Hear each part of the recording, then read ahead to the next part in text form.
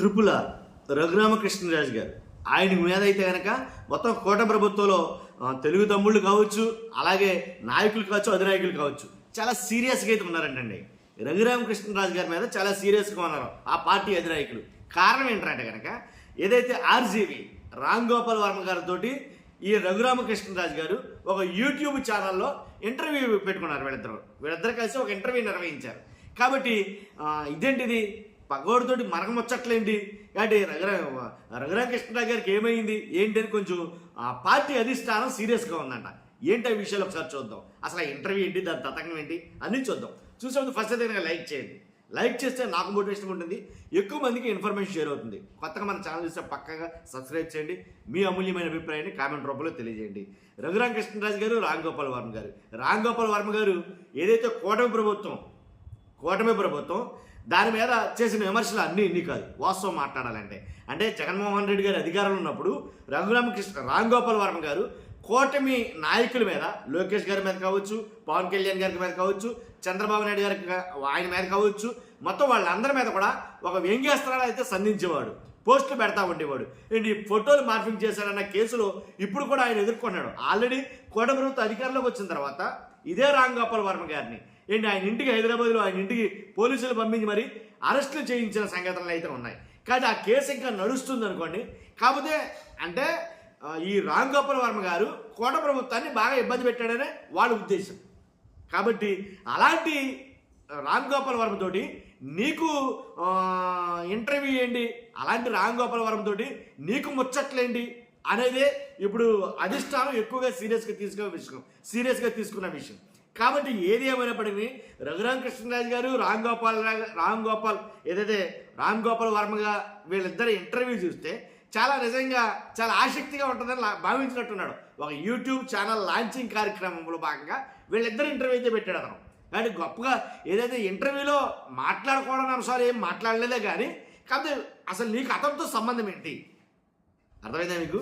అంటే రామ్ గోపాల్ వర్మ అంటే మొత్తం టీడీపీని ముప్పు తిప్పులు పెట్టినటువంటి వ్యక్తి, అతనితోటి నీకు సంబంధం ఏంటి అని వాళ్ళ ఉద్దేశం. ఎందుకంటే రామ్ గోపాల్ వర్మ గారు లక్ష్మీశ్రీ సినిమా ఏదైతే ఉందో అది ఎంత వివాదం సృష్టించిందో మీ అందరికీ తెలుసు.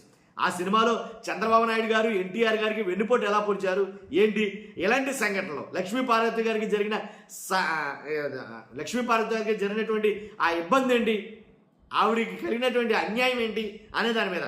అంతేకాదు వ్యూహం సినిమా చూసినా సరే, అలాగే శపథం సినిమా చూసినా సరే, పవన్ కళ్యాణ్ గారిని ఆయన క్యారెక్టర్ని డిసైడ్ చేసిన విధానం చూస్తే కనుక. కాబట్టి ఇలా రామ్ గోపాల్ వర్మ గారు జగన్ గారు అధికారంలో ఉన్న కాడి నుంచి బాగా ఎక్కువగా విస్తృతంగా అయితే కనుక టీడీపీ మీద విరుచుకుపడిన మాట వాస్తవమే. దాని ఎఫెక్టే, దాని తాలూకే ఈ అరెస్ట్ దాకా వెళ్ళింది. గుర్తుందో లేదో మీకు? కాదు ఎంత జరిగినా సరే, ఎంత రాద్ధాంతం జరిగినా సరే మరలా వెళ్ళి ఆయన్ని తీసుకొచ్చి ఏంటి ఈయన ఇంటర్వ్యూ చేయడం ఏంటి? ఎందుకంటే ఒక బాధ్యతాయుతమైన పదవిలో ఉన్నాడు ఆయన, స్పీకర్ పదవిలో రఘురామకృష్ణరాజు గారు. కానీ ఆయనతో మీకు ముచ్చట్లేంటి అని అయితే కనుక మాట్లాడుకుంటారంట చంద్రబాబు నాయుడు గారు కావచ్చు, మొత్తం అధిష్టాన నాయకులందరూ. నన్ను అడిగితే ఒక మాట చెప్తాను నేను రఘురామకృష్ణరాజు గారి విషయంలో. రఘురామకృష్ణరాజు గారికి ఆయన ఏ పార్టీలో ఉన్నాం అన్న విషయం ఆయనకు అనవసరం. ఆయనకి ఏ పార్టీ అయినా ఒకటి ఏంటి, ఉన్న పార్టీనే అవతలకెంటేసి తన కోసం సింగిల్ స్టాండ్ తీసుకునే వ్యక్తి ఆయన.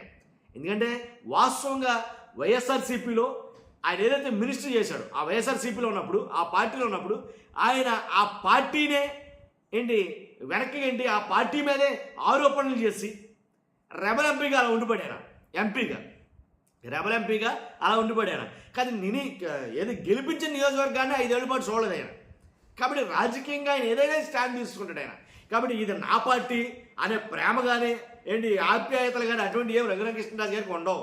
పార్టీల మీద నిలబడ్డామా, మనం నిలబడటానికి ఒక పార్టీ కావాలి, మనకు ఒక మ్యాండేట్ కావాలి. కాబట్టి ఖచ్చితంగా ఒక పార్టీని అంటి పెట్టుకుని ఉంటాడు అంతే. ఇది ఏ పార్టీ ఆ పార్టీ అనే ఏం కాదు, అసలు దాంట్లో ఎలాంటి డౌట్ లేదు. ఇది నా అభిప్రాయం. కాబట్టి రఘురామకృష్ణరాజు గారు, రామ్ గోపాల్ వర్మ గారు వాళ్ళిద్దరు చేసిన ఇంటర్వ్యూ ఒక రకంగా వైరల్ అయిందనే చెప్పాలి వాస్తవంగా మాట్లాడితే కనుక. ఎందుకంటే కనుక చెప్తున్నారుగా, అసలు వాళ్ళిద్దరిగా పడదు, వాళ్ళ 2 పార్టీలు వేరే, వాళ్ళిద్దరి సిద్ధాంతాలు వేరు. కాబట్టి అలాంటి ఇద్దరు ఒకే ఇంటర్వ్యూ చేయడం అంటే కనుక అది ఎందుకని నాకు వాళ్ళకి నచ్చలేదు. అందుకని ఎక్కువగా అటునుంచి అంటే తెలుగు తమ్ముళ్ళ నుంచి ఈ కామెంట్స్ ఎక్కువగా రావడం అయితే మొదలయ్యాయి. అదే విషయం. చూస్తున్న మీరు అందరూ కూడా మీ అభిప్రాయాన్ని కామెంట్ రూపంలో తెలియజేయండి. ఫస్ట్ అయితే లైక్ చేయండి. Thank you very much.